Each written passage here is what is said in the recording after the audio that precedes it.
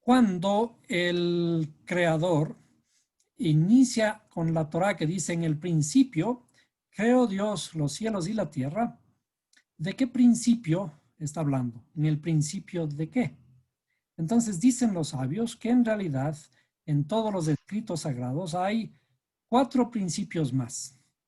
Y cada principio que aparece dice en el principio del gobierno del rey tal, ¿no? Y en otra vez en el principio del gobierno de este otro rey, fulano de tal. El único principio que está determinado en Génesis 1.1 que no aparece un rey es Génesis 1.1. Entonces dice, en el principio creó Dios los cielos y la tierra. Pero, ¿qué ocurre con los otros principios? Los otros principios sugieren que también Génesis 1.1 debería hablar acerca de un rey o de un reinado. Todos sabemos que la Torá habla del reinado del creador que está buscando implementar aquí en el mundo, aquí en la tierra, ¿cierto? Él dice en Éxodo 25, por ejemplo, dice, construyame un templo, ¿para qué?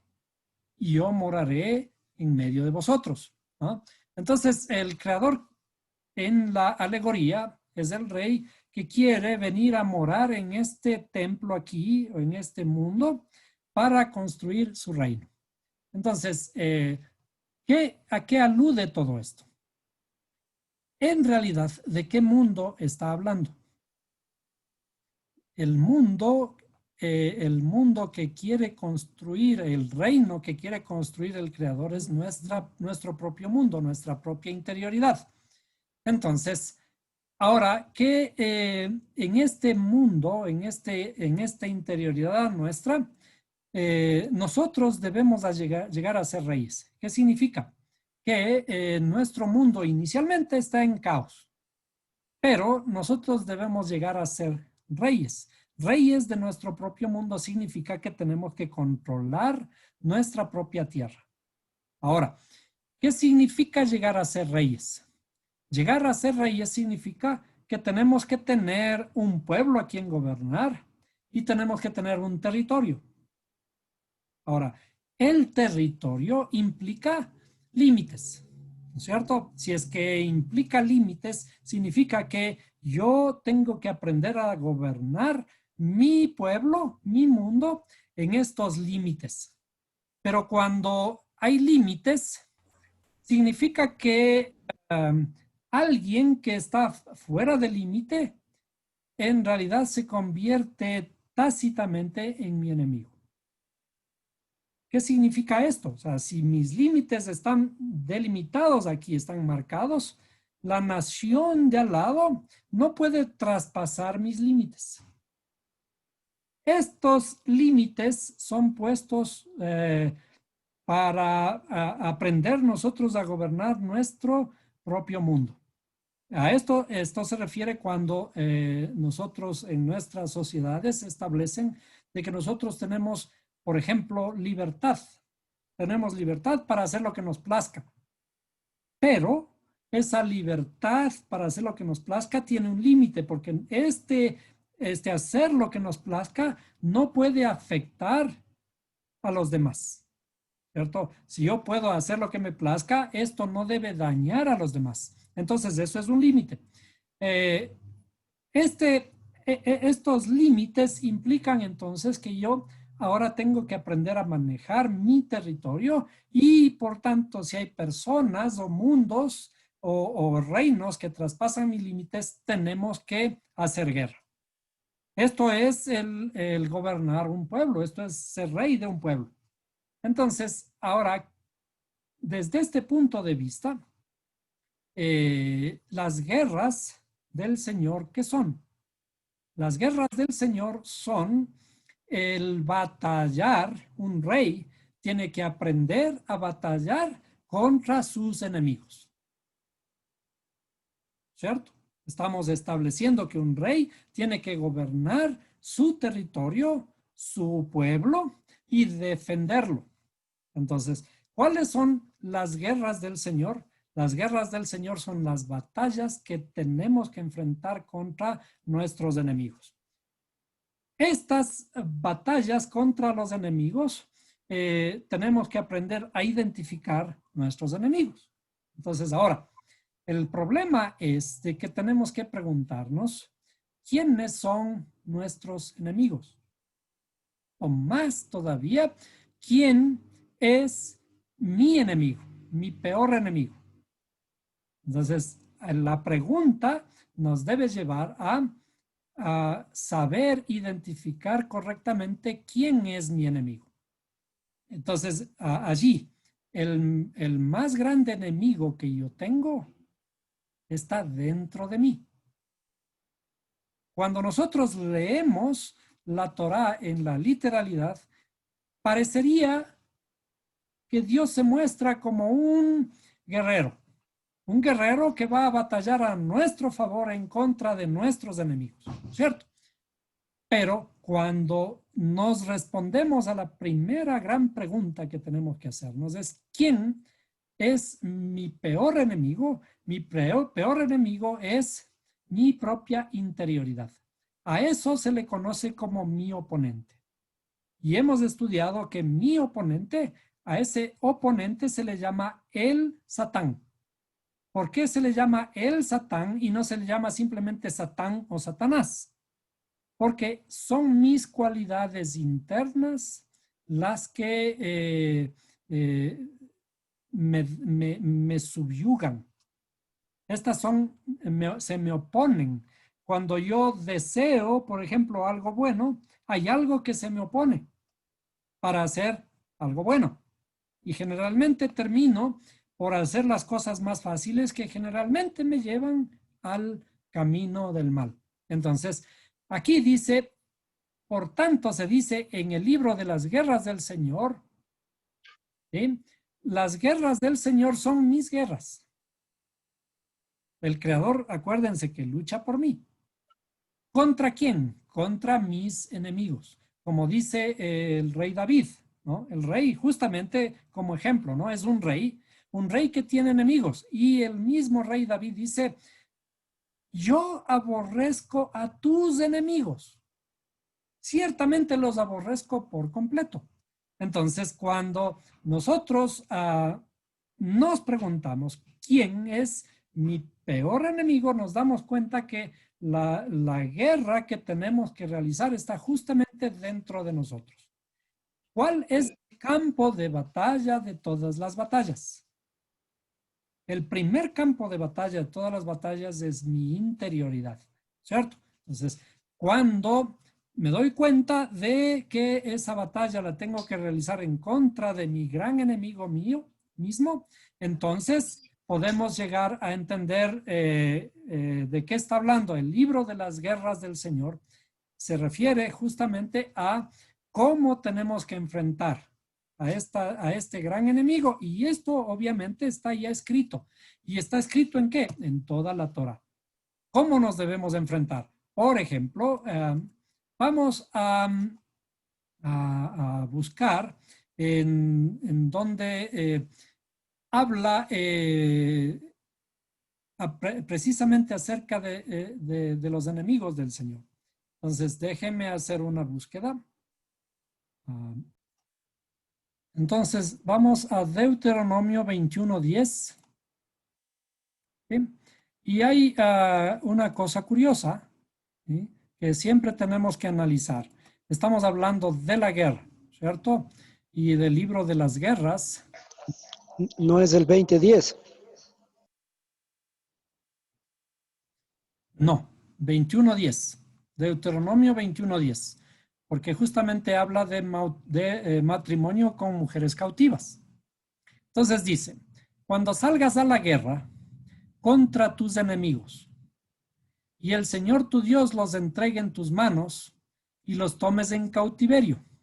Acuérdense que hemos estado diciendo, ¿quién finalmente es el que batalla las batallas? ¿Cierto? Dice, y el Señor tu Dios los entregue en tus manos. Es decir, yo voy a batallar, pero en realidad la batalla es de Dios, ¿cierto?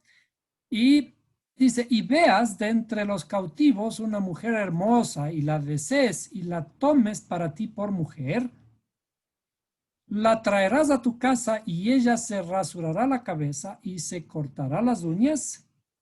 También se quitará el vestido de su cautiverio, permanecerá en tu casa y llorará por su padre y por su madre por todo un mes. Después de eso, podrás llegarte a ella y ser su marido, y ella será tu mujer. Bien, entonces, si analizamos en la literalidad, vamos a ver que hay ciertos problemas. Cuando salgas a la guerra contra tus enemigos, ¿qué ocurre en una guerra? En una guerra hay que matar. Número uno, ¿no es cierto? En una guerra hay que matar. Pero no es una ley dada en los 10 mandamientos, en la literalidad de los 10 mandamientos, que dice, no matarás. Entonces, ¿por qué el mismo creador me permite ir a la guerra y me dice que me va a entregar los enemigos en mis propias manos? ¿Para qué? En la guerra hay que matar para defenderse. Y después de eso hay que ponerles en cautiverio a los que podamos tomarles prisioneros, ¿no es cierto? Es decir, una guerra es el más grande desastre que puede ocurrir a un pueblo, en donde afloran todas las maldades posibles. Las personas que van a la guerra, por ejemplo, hay películas, han visto ustedes, de los famosos veteranos de la guerra que fueron a Vietnam o que fueron a cualquiera de las guerras de los Estados Unidos en contra de Irak y ese tipo de cosas. Cuando vuelven, estos soldados vienen transformados completamente su mentalidad. ¿Por qué? Porque en la guerra se ven los peores desastres y ellos se enfrentan con los más grandes traumas que transforman completamente su mentalidad y les dejan al borde de la locura. Y cuando llegan de vuelta no pueden insertarse a su trabajo normal, a su país, y generalmente son rechazados y comienzan a hacer tonterías. ¿Por qué? Porque vienen con todos esos traumas de todo lo que vieron en la guerra, porque tuvieron que ver morir a sus amigos en sus manos, destrozados con un tiro en la cabeza o destrozados los brazos. Y un montón de traumas, además de matar a gente inocente.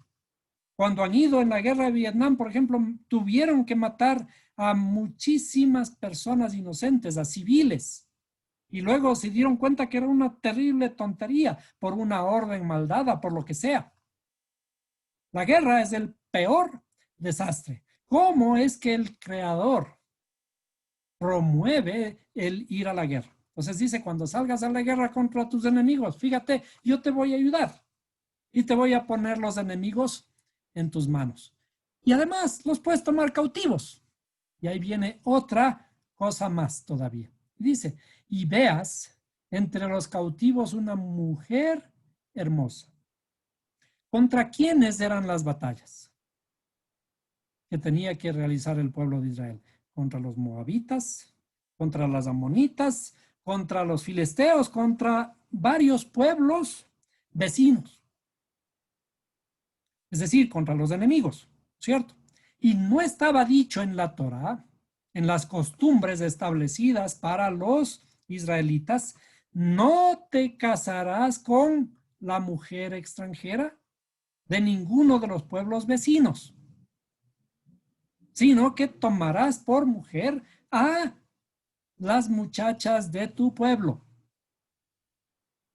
Entonces, estas eran leyes establecidas para los israelitas y ahora el creador viene y dice, bueno, ahora hay que irse a la guerra y cuando traigas cautivos de la guerra, y si es que hay una mujer de hermosa apariencia y resulta que como está bonita la desees y la tomes para ti por mujer, un momentito, ¿qué es eso?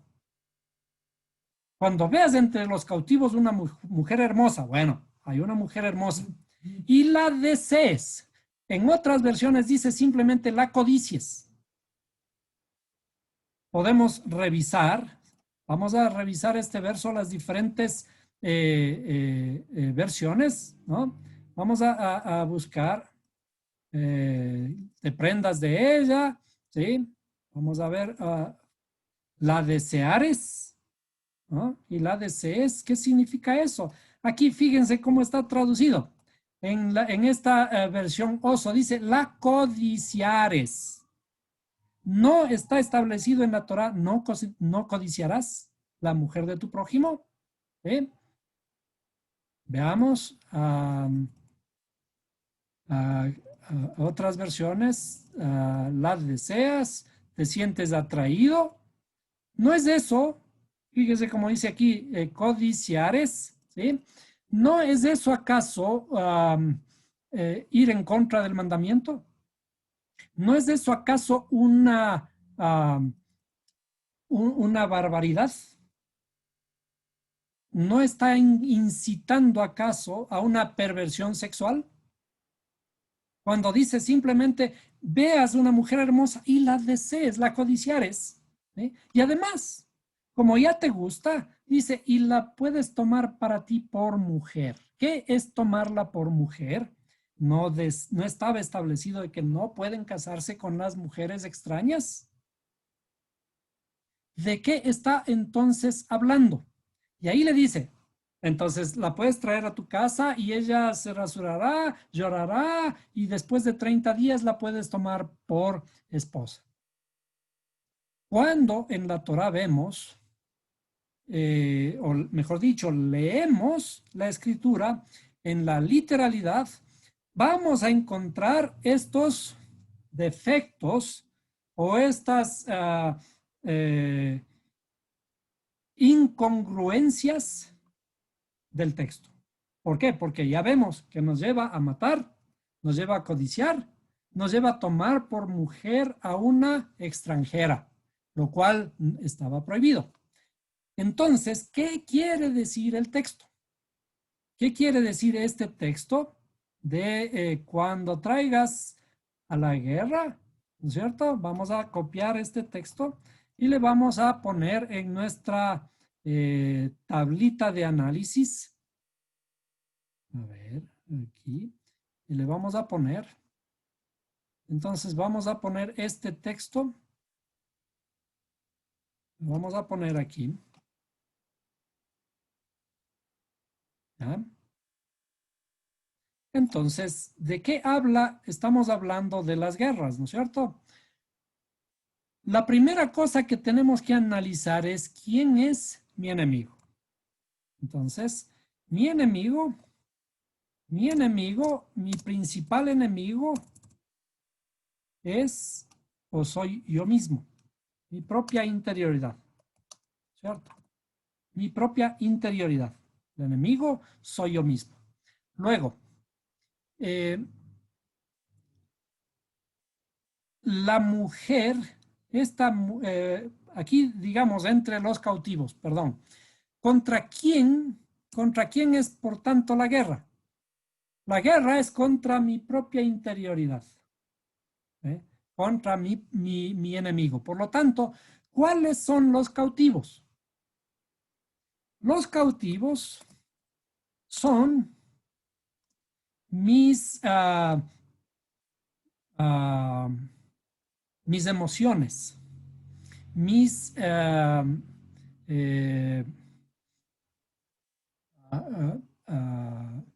todas mis cualidades internas sobre las que yo estoy trabajando, sobre las que yo estoy batallando, ¿cierto? Primero yo fui cautivo de mis emociones, de mis propios pensamientos emotivos, efusivos, ¿cierto? Me dejé llevar por mis enemigos, digamos, ¿no? Mi interioridad, mi inteligencia fue dominada por mis enemigos. Ahora, yo los estoy tomando como cautivos en esta batalla, porque estoy peleando la batalla y ahora estos cautivos los puedo tomar como cautivos porque ya están subyugados a mi inteligencia, ¿cierto? Los cautivos son mis emociones. Mis emociones. Y ¿quién es la mujer de hermosa apariencia? Mujer hermosa. ¿Cuál es la mujer hermosa? ¿Quién es esta mujer hermosa? Entonces, ¿qué tipo de batalla estamos peleando? Esto ya sabemos, por ejemplo, en lo que conocemos como el Nuevo Testamento, que dice, porque nuestra batalla no es contra carne ni sangre, sino contra ¿qué? Contra potestades de maldad en las regiones celestes. ¿Cuáles son esas regiones celestes? ¿Cuáles son las potestades de maldad de las regiones celestes? Particularmente en la noche ya no hay el cielo celeste que podamos ver, ¿no es cierto? Esto hay solo en el día. Pero resulta que muchas veces en la noche es cuando tenemos mayores batallas, ¿cierto? Las regiones celestes no está hablando de las cosas físicas que nosotros vemos aparentemente arriba. Las regiones contra las que tenemos nosotros trabajo son en nuestro mundo, en nuestra interioridad. Entonces, de allí, en esa batalla, surge una mujer hermosa. Y esa mujer hermosa que surge es algo que se conoce como la plegaria. Cuando estamos nosotros batallando contra nuestros enemigos, porque es una batalla espiritual, ¿no es cierto? Y ya les tomamos como cautivos a nuestras emociones y dentro de esa batalla ahora aparece la mejor, la mujer más hermosa. Acuérdense que nosotros a la parte interior nuestra le llamamos tierra o le llamamos también mujer. El aspecto femenino nuestro, nuestras emociones, son la llamada mujer. Entonces, dentro de esta pelea, esta mujer ahora aparece como mujer hermosa, significa mi plegaria. Cuando ya estamos ganando esta batalla, ya estamos dominando nuestras emociones, entonces la plegaria, que es mi conexión con el Creador, esa se le conoce como la mujer de hermosa apariencia, la plegaria. Entonces, ¿por qué? Porque la actitud de la plegaria es una actitud de sumisión. Estamos sometidos hacia las bondades divinas, hacia el Creador. Estamos sometidos y estamos en una actitud de agradecimiento, una actitud de humildad ante el Creador. Entonces, a eso se le conoce como la mujer hermosa. Y allí hay ¿cómo se llama? Una frase de la que sale precisamente esta mujer hermosa. Cuando analizamos la frase mujer de hermosa apariencia, en hebreo, aparece justamente el detalle de que es la tefilá, ¿no? La tefilá es la mujer de hermosa apariencia. En hebreo es la plegaria. Vamos a ponerle por ahí tefilá, ¿no? La tefilá. Ahora, y entonces a esta mujer tenemos que desearla. A esta mujer tenemos que hacerla nuestra. Con esta mujer tenemos que casarnos. ¿Se acuerdan? En la forma en que nosotros, cuando vemos que en la Torah habla, dice, compra la verdad y no la vendas. ¿Hay cómo comprarla? ¿Qué significa? Que tenemos que apropiarla. Y en toda la Torah también está, está sintetizado la búsqueda del novio, que es el creador, hacia su novia para poder unificarse. Y esa alegoría es también nuestra propia alegoría. En nuestra interioridad nosotros tenemos que buscar casarnos con esta mujer de hermosa apariencia. Cuando le hacemos a esta mujer de hermosa apariencia nuestra esposa, es decir, cuando nos dedicamos completamente a la plegaria, entonces está correcto. Allí no hay problema. Podemos tomar a esta mujer que ya está en el proceso de la restauración. ¿Por qué? Porque hemos tomado cautivos a nuestras emociones. Ya estamos en el proceso de transformación y la plegaria es la primera acción que tenemos a favor para la transformación de nuestra interioridad. ¿Qué significa esto? ¿Qué es, por tanto, la plegaria? La plegaria surge en este momento de la batalla que estamos realizando en contra de mi interioridad, ¿cierto? Entonces, ¿qué debo hacer? ¿Qué debo pedir al Creador? Como pidió Salomón, ¿qué debo pedir? Debo pedir sabiduría para poder discernir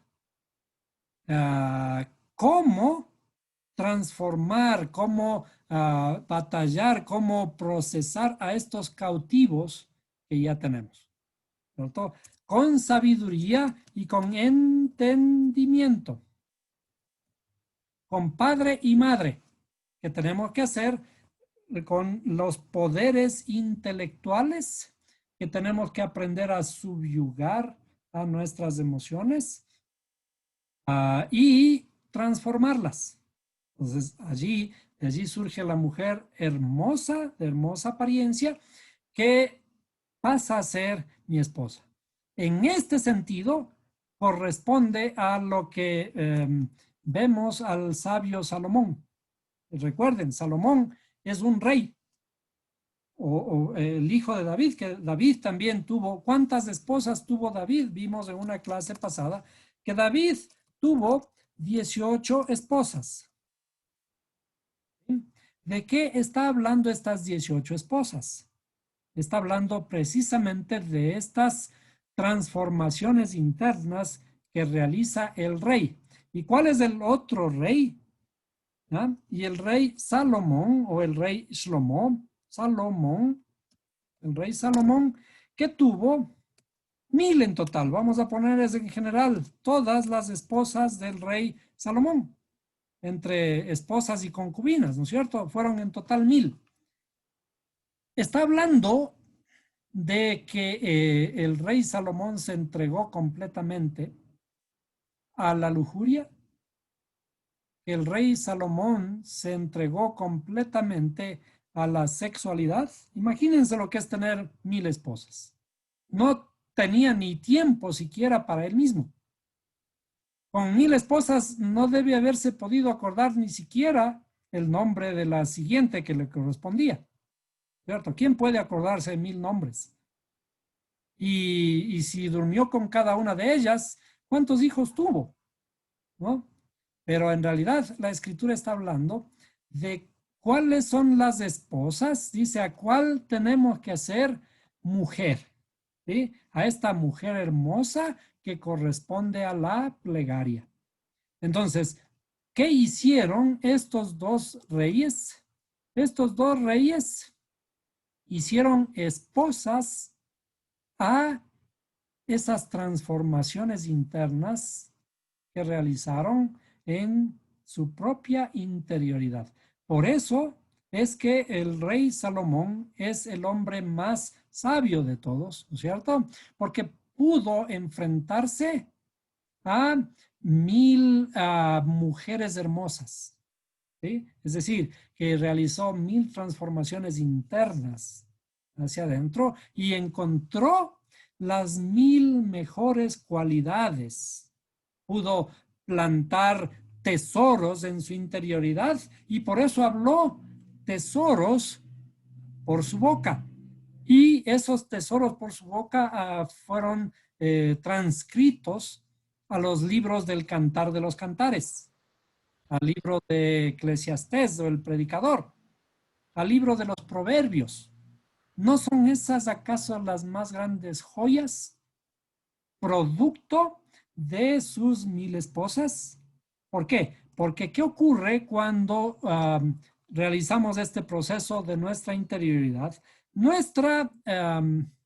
Vamos a ponerle de esta forma, ¿no? Nuestras facultades intelectuales son el varón, como hemos visto en alguna clase anterior. Y nuestras facultades emocionales son lo que se conoce como mujer. A grandes rasgos, ¿no? A grandes rasgos, yo estoy conformado por lo que se llama la cabeza y el cuerpo. A esta parte les llamábamos varón y a esta parte les llamábamos mujer. Entonces, ¿de qué se trata toda la Torah? Se trata de transformar nuestra interioridad. Entonces, cuando nosotros estamos en uso de nuestras facultades intelectuales, tomamos por esposa a nuestra interioridad, a nuestras facultades emocionales. ¿Para qué? A esto se le llama el copular, el unificarse. A esto se le conoce como Adán conoció a Eva, su mujer. Y Adán conoció a Eva, su mujer. ¿Por qué aparece el conocer en un contexto sexual de entre una pareja? ¿No es cierto? ¿Y qué ocurre cuando el varón se llega a su mujer? Tienen hijos. Los hijos son el fruto de la unificación de varón-mujer, o el fruto de la unificación que se conoce como entre padre y madre. Padre y madre, cuando se juntan, producen un hijo. Y esos son los hijos que resultan de esta unificación de Salomón con sus 1000 esposas. Entonces, el fruto que tuvo Salomón después de esta unificación fue hermosísimo.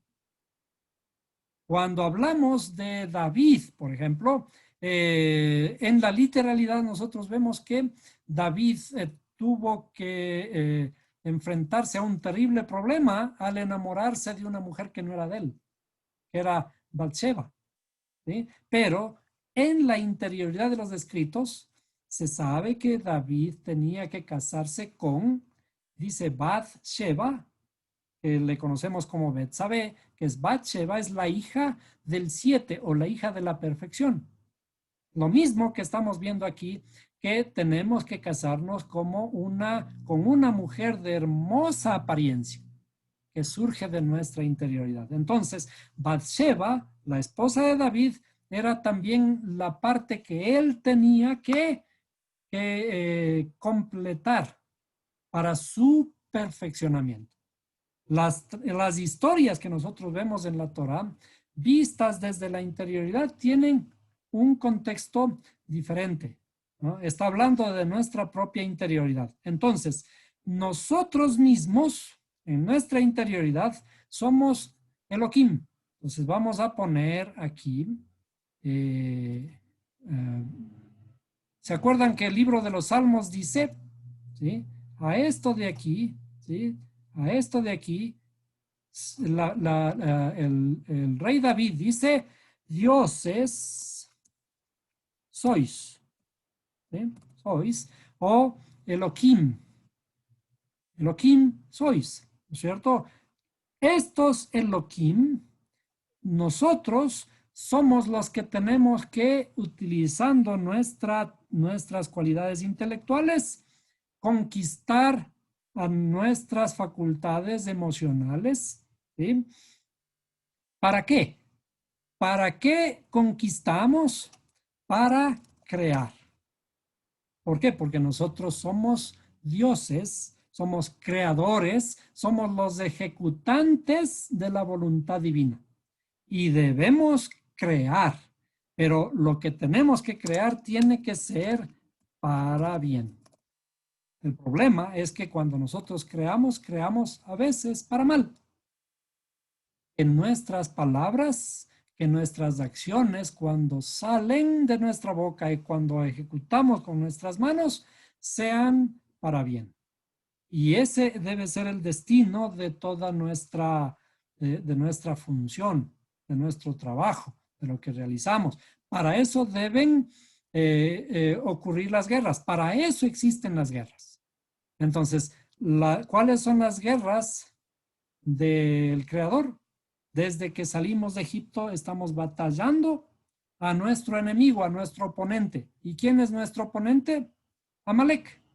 Amalek es nuestro oponente y de Amalek tenemos que ejecutar el mandamiento que dice, borrarás el recuerdo de Amalek. Es decir, tenemos que eliminar a Amalek. Y Amalek, que es nuestro gran enemigo, corresponde a qué? Y hemos visto en una clase a Amalek, ¿sí? Es de gematria Safek. ¿Sí? ¿Qué significa? La duda. Es decir, mi gran enemigo es la duda. Pero estas dudas que me son puestas aquí, en mi interioridad, ¿por quién son puestas de paso? ¿Sí? En una de las oraciones principales que encontramos en el Nuevo Testamento dice, no nos metas en tentación. ¿Quién tiene la culpa de nuestras tentaciones? Desde la literalidad, es el mismo creador, ¿no es cierto? Él nos pone las tentaciones, pero ¿para qué nos pone las tentaciones? Él nos pone los problemas son puestos ¿para qué? Para eliminarlos, para trabajarlos, para disiparlos. Entonces, las dudas fueron puestas allí para disiparlas. Entonces, cada duda que nos han puesto, que el mismo creador nos pone, yo tengo que resolverla. A eso se refieren las guerras del creador. Desde que salimos de Egipto y cruzamos el mar. Recuerda, cuando cruzamos el mar, nos regocijamos porque el mismo creador nos manda a Faraón, él mismo endureció el corazón del Faraón, pero después nos manda al Faraón a perseguirnos. Y luego cruzamos el Mar Rojo y las aguas se cierran. Y nosotros elevamos un cántico de agradecimiento al Creador. ¿Por qué? Porque nos ha librado del faraón, el faraón que él mismo puso. Y cuando cantamos la alegría, decimos, a caballo y jinete los destruyó. ¿Cuáles son los caballos y cuáles son los jinetes? El jinete es nuestro egoísmo. ¿Y cuál es el caballo? Son nuestros instintos. Entonces, a nuestros instintos les estamos sepultando en el mar, bajo el agua. ¿Qué significa? Que les estamos transformando. ¿Por medio de qué? Por medio de la palabra. Entonces, cuando les estamos transformando, estamos ganando la batalla contra, en este caso, Faraón. ¿Y se acuerdan quién era Faraón? Faraón dice que estuvo desde el jardín del Edén. Eso dice en el libro de Ezequiel. ¿Y a qué corresponde Faraón? Corresponde a lo que en el Nuevo Testamento dice el diablo. El diablo y sus ángeles. ¿Cierto? El diablo mismo ya estuvo en el jardín del Edén. ¿Y a qué se refiere el jardín del Edén? El jardín del Edén es nuestra propia interioridad, cuando nuestra propia interioridad estaba en el gozo de la presencia del Creador. Entonces, cuando hablamos acerca de las guerras del Creador, son nuestras propias guerras. Cuando hablamos de los enemigos, son nuestros propios enemigos que tenemos que vencerlos.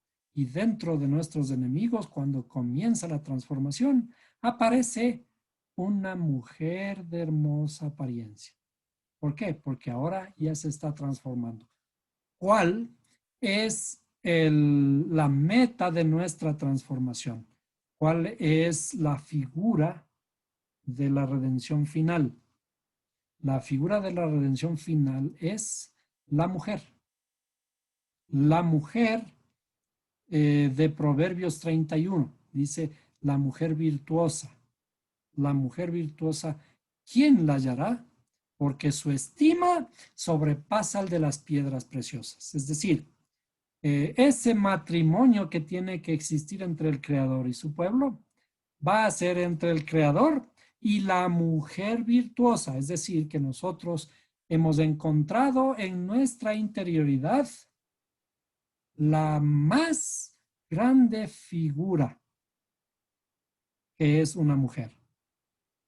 Hace poco estábamos viendo y había posteado en el mundo musulmán.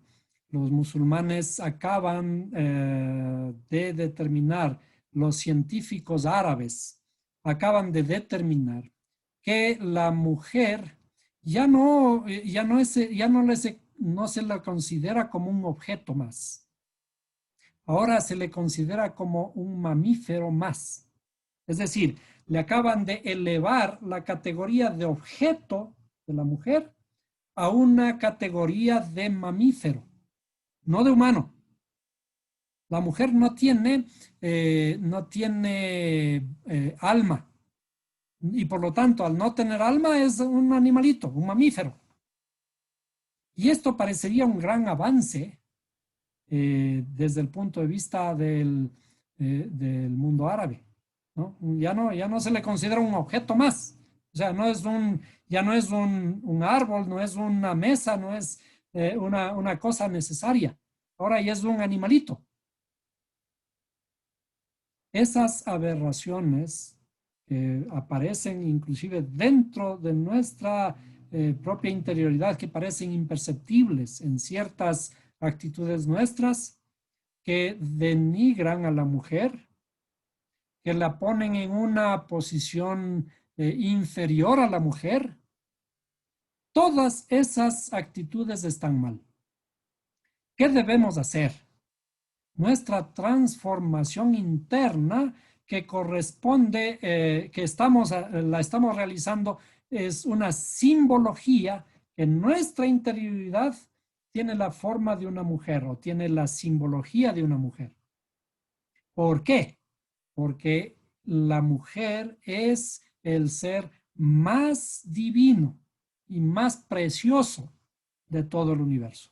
Y precisamente por eso, la madre, nuestra madre, es el ser más hermoso y más sublime que tenemos, para quienes todavía la tenemos con nosotros, ¿cierto? Y es el recuerdo más grande para aquellos que ya no la tienen todavía. Entonces, la figura más grande de la redención es la mujer. Nuestra estatura a la que tenemos que llegar es a la estatura de una mujer virtuosa. ¿Por qué? Porque al final el matrimonio entre el novio, que es el creador, y nosotros, que seremos o estaremos representados en una figura alegórica de una mujer, tenemos que llegar a la estatura de una mujer virtuosa, que significa que esta mujer virtuosa tendrá ahora la estatura del varón perfecto. ¿Para qué? Para que puedan unificarse. Eso corresponde a un matrimonio. ¿Y cómo acaba la Biblia en el libro de Génesis? En un gran matrimonio. Entonces, la meta a la que tenemos que llegar a nuestra transformación es precisamente la mujer. ¿Por qué? La mujer es hermosa. La mujer es uno de los seres en la pareja, es la persona más hermosa. Y es por eso que es costumbre o es una cosa de nuestro inconsciente que a la mujer esperamos que se vea hermosa, esperamos que se adorne y le compramos joyas. Y está siempre en el espejo buscando cómo embellecerse. Y entonces se gasta su dinero en arreglarse el cabello, en arreglarse las uñas, en arreglarse el cutis para verse mejor. Y entonces cuando alguien sale a la calle o se va a alguna reunión o lo que sea, ¿quién de los dos? ¿Quién en la pareja es la que representa la belleza? Es la mujer, ¿cierto? ¿Por qué? Porque está metido en nuestra interioridad de que nuestro aspecto femenino es lo más hermoso que tenemos, es la joya más preciosa que tenemos que trabajarla para llegar a la redención. Es decir, la redención nuestra es cultivar nuestra interioridad, cultivar nuestro aspecto femenino. ¿Y cuáles son los aspectos femeninos? Los aspectos femeninos son el arte, la música, la poesía, el habla, ¿sí? la música, las hermosas palabras, ¿no? Todas esas artes, ¿sí? Que nos otorgan cualidades, que nos adornan. A esas cualidades, desde el punto de vista del alma, nosotros estamos viendo que vimos anteriormente que cuáles eran las cualidades del alma, las vestimentas del alma. Las vestimentas del alma son el pensamiento, el habla y la acción. De esas vestiduras son las que tenemos que vestirnos. Y eso es el aspecto femenino de cada uno de nosotros. Y estamos hablando en general del ser humano, es decir, de nosotros, los varones y de las mujeres. Por tanto, la gran batalla, el libro de las batallas del Creador, es ese, la estructura en donde se determina cómo tenemos que pelear las batallas en contra de quién. De mi enemigo, que inicialmente está en desorden. Cuando iniciamos el libro de Génesis dice, y la tierra estaba desordenada y vacía. ¿Y qué significa eso? Al inicio, los que me subyugan, los que me dominan son mis emociones. Pero tengo que trabajarlas porque esas son las más grandes cualidades que tengo. Y por tanto, yo tengo que aprender a conocer, aprender a valorizarme. Cuando yo me comienzo a valorizar, sé que tengo un potencial muy grande y muy hermoso en mi interioridad. Y ese potencial, muy bien trabajado, va a ser la más grande cualidad que tenga. Va a ser la mujer hermosa que voy a poder lucir. Como decíamos que cuando necesitamos salir, la mujer es la que tiene que embellecerse. Entonces yo tengo que embellecer a ese aspecto femenino dentro de mí. El aspecto femenino que cada uno de nosotros, los varones y las mujeres, tiene que encontrar dentro de sí. Bien, hasta aquí esta parte.